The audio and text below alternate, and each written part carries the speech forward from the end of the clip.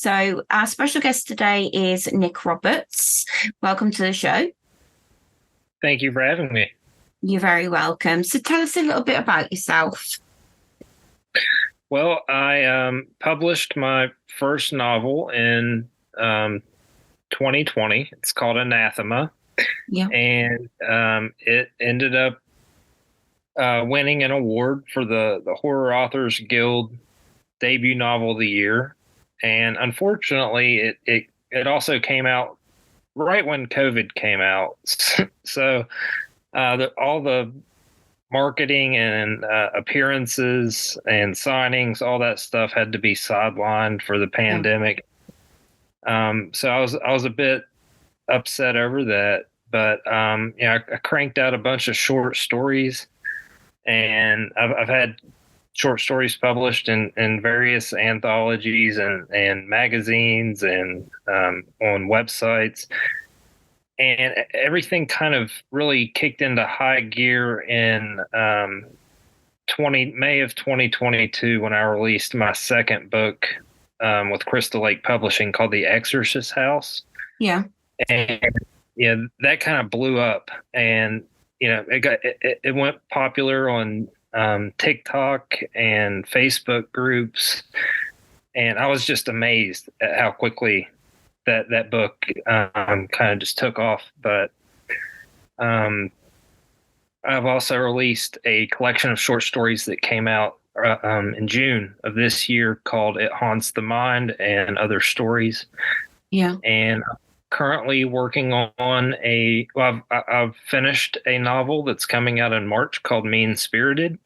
And I'm currently working on a sequel / prequel to The Exorcist House.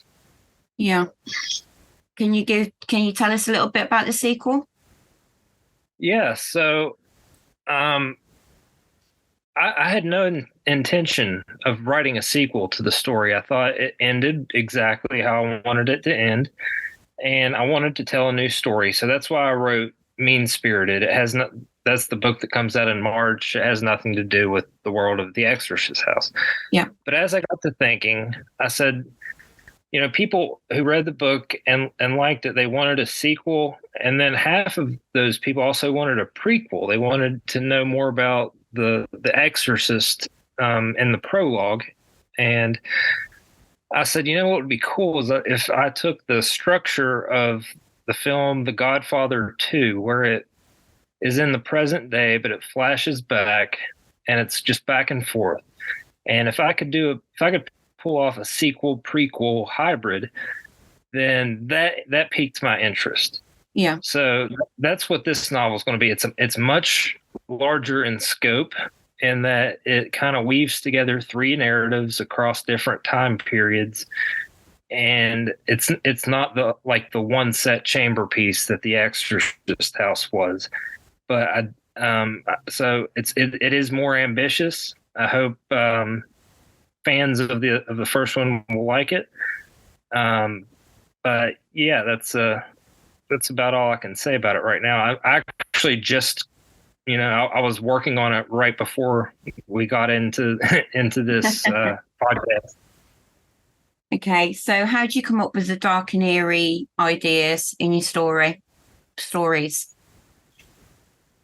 So normally, it's kind of been different with each one of my novels. With Anathema, it's the protagonist is a young woman who's in recovery from drug addiction, and in my home state of West Virginia, the opioid epidemic is just running rampant. There are so many people who are in recovery, and there are a lot of people who are struggling with addiction. Yeah. And I wanted to depict a protagonist who had a solid foundation in recovery and whose character arc wasn't just will she or will she not stay sober, because that's the only depiction I would see whenever I would watch like a movie or TV show about a person in recovery. That was their character arc. Can they stay sober or not? And from my own personal experience, recovery is being able to handle life on life's terms without even thinking about resorting back and relapse. And so I wanted to depict a character like that and have her go up against, like the ultimate evil that I could think of. And that's sort of how an Anathema was born, with an idea for a character. Yeah. So with the Exorcist house, it started with a setting. When I was younger, my cousin had a farm in West Virginia. He had this little farmhouse, and I just have like these still images ingrained in my mind of being on that farm, and I always knew that I wanted to tell some sort of spooky story there. And after finishing Anathema, with how dark in tone that novel is, I wanted to do a more, not necessarily less scary novel, but a more universally appealing, more of a like Conjuring or Amityville type of novel. So that's what led to the Exorcist house. I had the farmhouse setting in mind, and I wanted to have a little fun, make it more of like a spooky ghost story type of, sitting around the fireplace telling spooky stories rather than the dark themes that were Anathema. That's wonderful.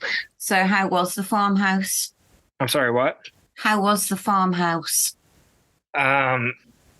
It was charming and rustic and a bit creepy, and that's exactly the way I wanted to portray it in the novel. It's when the characters show up there, they're there to, flip the property and, fix it up and sell it, but they sort of fall in love with how pretty the countryside is and how quiet, and, the sitting on the porch swing and seeing the beautiful scenery. Yeah. And then that's when, the darkness starts to emerge and bad things happen. But yeah, it's I think that's why I write a lot of my stories and novels are set in West Virginia, is because it's got this beautiful landscape with just this darkness underneath it. There are tons of Appalachian ghost stories, and it's I like the contrast of beautiful scenery with evil things lurking below. So what's the most challenging aspect of writing horror for you? The way I write is not I never outline anything. I'll sit there, I'll have an idea or a character or a scene or just a mood, and just start typing out a scene. And what happens is, after a few minutes, it's like I'm just watching a movie in my mind, and I'm sort of just dictating that story as I watch what's happening. And sometimes I'll write myself into a corner, and I'll have to go back and fix some things. That's the downside of not outlining. Yeah. But, I found that the doing it my way keeps me more entertained, because if I outline, I know how it's going to end, and I feel like that's like knowing the ending of a movie before going in to watch. So I like to. I know that I'm onto something if, when I'm writing it, I creep myself out, or I go, or if I gross myself out, or if I start to think about an idea, in a way that I previously hadn't, then I know that from an audience or a reader's perspective, that they could potentially feel that. So, so that's sort of my process, is to just have fun with it. If it's once it starts to feel like a chore or a challenge, then it's I'm not going to do it anymore. But I guess early on, the most challenging aspect was developing sort of a militant routine with writing. And when I'm actually writing a novel, I make myself write 1,000 words per day for and after 90 days, I generally have a first draft of a manuscript. So that, I guess, like getting in the habit of forcing myself every day to crank out 1,000 words, that was challenging. But now it's like, if I don't do that, I feel like something's out of whack. Yeah. I suppose you've got to enjoy what you're doing. If you don't, as you say, it becomes a chore, and then you don't get the best of what you want to write coming out of you. Absolutely. Yeah. I noticed that, like, I write a lot at night, just because that's when everyone else in my household is asleep and quiet and I have time to myself. I'd much rather write during the day when I'm more alert and awake. But I've noticed that, sometimes when it's a little too late and I'm writing and I'm just trying to get to that word count of 1,000 words, the quality of my writing might decrease a little bit because I start to pad it with more words and it becomes fluffier. And then the next day when I go back and reread like the last few pages, I'll be like, well, there's a lot of extra words in here. I need to trim this fat off real quick and fix it. So, that can happen. But yeah, other than, I love to write because I like to go into the worlds that I can create. And I like to bring those worlds into reality for my readers. Yeah. So I know you sort of like spoke about it, about scaring yourself or weirding yourself out. So what kind of things do you scare yourself with and that you write? So with, in my short story collection, that's the most recent book I've published. There's a story called Sally Under the Bed that opens up the collection. And I think it's the scariest thing I've ever written. It's not the most disturbing. It's not the most well written in my mind, but I do believe it's the scariest. And I set out with a goal of writing an urban legend type of story, like a Bloody Mary or a Candyman or something like that, because that stuff really creeped me out as a kid. And, even just to do those things, like say Bloody Mary 5 times in front of a mirror, that's a lose-lose situation. If it works, you just summon something evil. And if it doesn't, then nothing happens. So, but yeah, so when I wrote Sally Under the Bed, it was bizarre how I came up with that story. I was in my car and just like out of nowhere, it was like a lightning strike or a light bulb went off. This poem was in my mind, like a nursery rhyme. And I just, as quickly as I could, I typed it in a text message to my mom. And just because she happened to be the most recent person I had texted, I just typed it out and I sent it to her just to have it saved. And she responded with, well, that's creepy. But so the story was that, if you say this haunted nursery rhyme, poem, whatever you want to call it, that this lady, Sally, would appear under your bed at night. And the story's about these girls at a sleepover, and they know about the haunted nursery rhyme urban legend game, and they decide to try it out. And, when I was writing the scene of those girls sitting around in the living room of like one of their houses, the parents are asleep, I immediately in my mind reverted back to being like a 8 or 9-year-old at a sleepover, telling scary stories and feeling that spooky vibe. And I knew I was onto something with how I was setting up the story. And then once the scary stuff happened, that's like it. Like I started to get creeped out, and I was like, yeah, this is going to bother some people. That's the whole point, though, isn't it? Being a horror also, you've got to bother some people. Yeah, and there's so many different ways to do that. And some horror authors are there to shock, some are there to gross you out, some are there to do everything.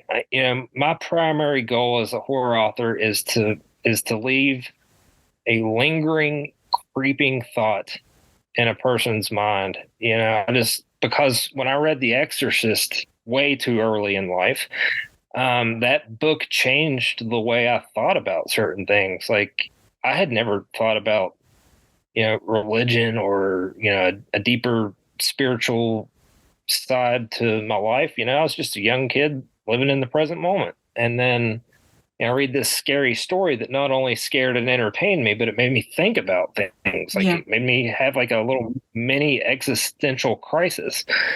So that's what I want to do. My first and foremost goal is to entertain and to scare, but I also want to leave some sort of haunting seed in my reader's mind.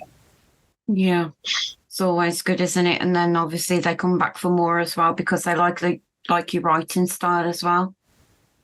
Yeah. So how important is research when you're working on a new book? It depends from book to book. With Anathema, that was such a personal story. I did not have to do any research other than asking a friend who was a police officer. I had to ask him, what would you do in this situation coming upon this scene? Just minor stuff like that with Anathema. With The Exorcist house, I read Milton's Paradise Lost. I read the Bible. I read the Roman Rites of Exorcism. I talked with a local pastor in my hometown at the time because I wanted to get that aspect of it right. I didn't want to have someone who's well versed in religion or anything like that to read it and be taken out of the story because I didn't do my homework. So, especially when it came to there's a scene, in the end, the big exorcism scene where the possessed person is referring to things in the Bible and referring to Paradise Lost, and I had to know those. I had to be an expert on those things. So I did some research for that. And even with that Sally Under the Bed story that I was just talking about, it's more than just the haunted nursery rhyme and the sleepover. It's revealed in the story that the origin of this curse, this haunted poem, has to do with the Hatfield and McCoy feud. And, I had to do some research on that. And, so it's kind of different with each story. With this novel that's coming out in March, Mean Spirited, one of the protagonists is a veterinarian, and luckily my cousin is a veterinarian, so I was able to lean on her with any kind of question. So she sorry if you're hearing dogs, by the way. My dogs are out back going crazy right now. Oh, don't worry. But so in the middle of the night, my cousin, who's a vet, she might be sleeping after a long day of work and get a weird text message like, what kind of drug would do this and how many milligrams would I need? And, where would you inject it? And, she knows me well enough that nothing throws her off. She just gives me the straight facts and, helped me out immensely with that. That's good. It's lucky you're not someone who's actually going around doing these things to actual people, though, isn't it, really, if she's giving you all this advice? Right. Yeah. If you looked at my Google search history, it might raise some eyebrows if people didn't know I was a horror author. I say the same thing when I normally say that if something happened to my husband and the police were to have a look at my Google history, then they'd obviously consider me as a suspect. Yeah. So there's one story I read that has an accidental hunting shooting. There's an accidental shooting, and I needed to know the laws, what would happen to a person legally if they accidentally shot another person while hunting. And so I had, I searched it in Google, and then I had to reach out to one of my friends who's a lawyer and, kind of vet that information. But yeah, just randomly Googling, what are the punishments for accidentally shooting someone in the woods? And then, I have tons of stuff like that on there. So what authors have influenced your works? I would say mostly, honestly, it's less horror authors than it is non-genre authors, like Cormac McCarthy, who just passed. He was Stephen King's obviously my favorite author, but Cormac is a very, very close second. And with his books like No Country for Old Men and Blood Meridian, the way he wrote, alternating between like a minimalist style like Hemingway, and then also just going on long tangents like Faulkner. That flexibility and with his prose inspired me. And there's sometimes he just doesn't even use punctuation, so that inspired me to get creative. And you have to know the rules in order to break them. But that reading a lot of Cormac influenced me. Clive Barker, definitely, in that he is completely unapologetic in his writing, and you're either going to love it or hate it, but he's not going to hold back on a scene if it serves the narrative. So there are a couple of scenes in my books that I do not hold back on, and people have responded to those scenes, and those are the ones that stick with them. And and it's because like as I was writing this one particular scene in Anathema, I was seeing it happen in my mind, and I was trying to write it as accurately as possible without being gratuitous.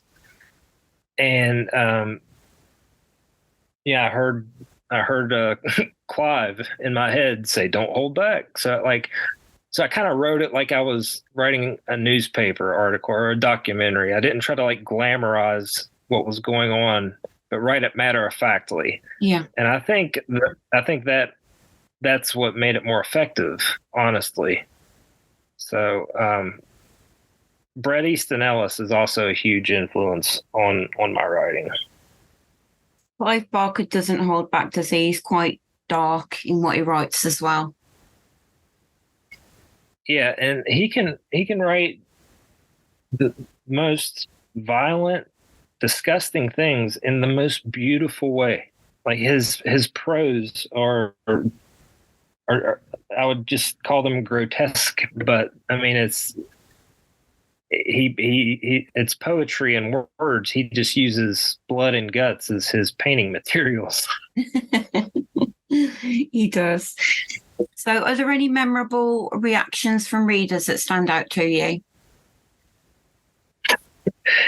Yes. So I've in both my novels, in Anathema and in The Exorcist House, there has been a dog, not the same dog, but a dog has been a prominent character, a family dog.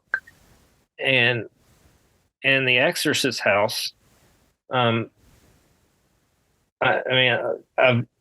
just say that in writing dogs in my novels, I did not realize how much of a huge portion of the horror audience does not want anything bad to happen to animals. You can kill all the humans, children that you want, but if something bad happens to a little doggy, then they won't finish the book.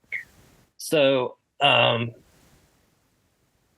kind of, I'm not saying, I'm intentionally not saying what happens to either dog in the book because I don't want to spoil anything. But that reaction that I got actually inspired me to write the book Mean Spirited that's coming out in March, because I already mentioned the main character is a veterinarian. So I would say the third lead in this novel is a dog. Yeah. And I hope to pose some philosophical questions to this segment of the horror population. I'm eager to see that. I can't wait to see the response. Yeah, you can't kill the dog. Yeah. You can do whatever you want. Yeah. That's the general consensus. And I am of the opinion that if anything serves the narrative authentically, nothing is off limits. Yeah. And that goes for anything. And I'm certain, and I'm an animal lover. I'm certainly not someone who's going to write a scene of a dog getting like tortured or slaughtered just because I'm like, oh, I know this is going to shock people.